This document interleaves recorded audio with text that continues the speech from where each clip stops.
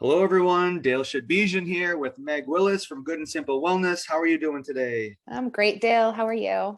Terrific, thanks.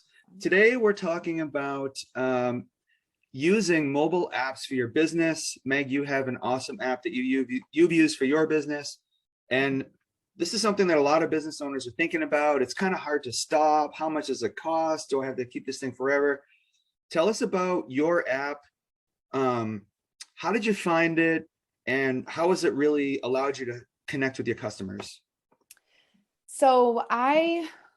Being a mostly virtually based business right now, I wanted a way to deliver information to my clients.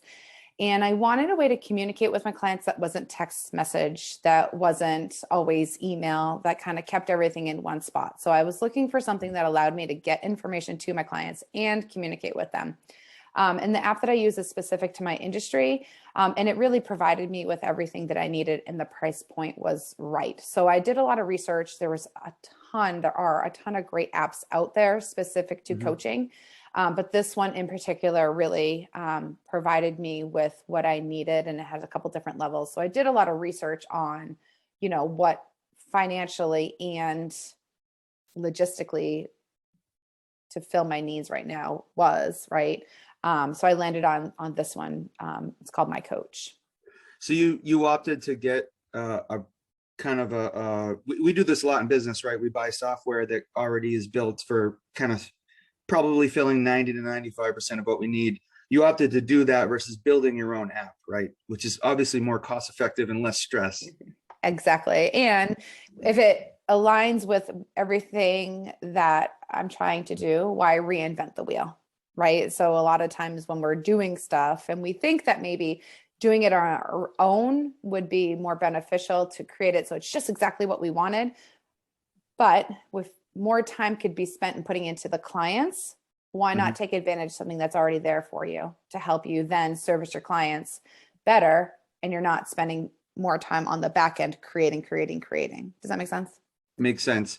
Someone like me, I love to create, but at a certain point, it's like, okay, I've got to get my job done here. Yeah, Um, exactly. I mean, as you know, like there's so much that goes into running a business, right? So you have to be careful in where you choose to put your time.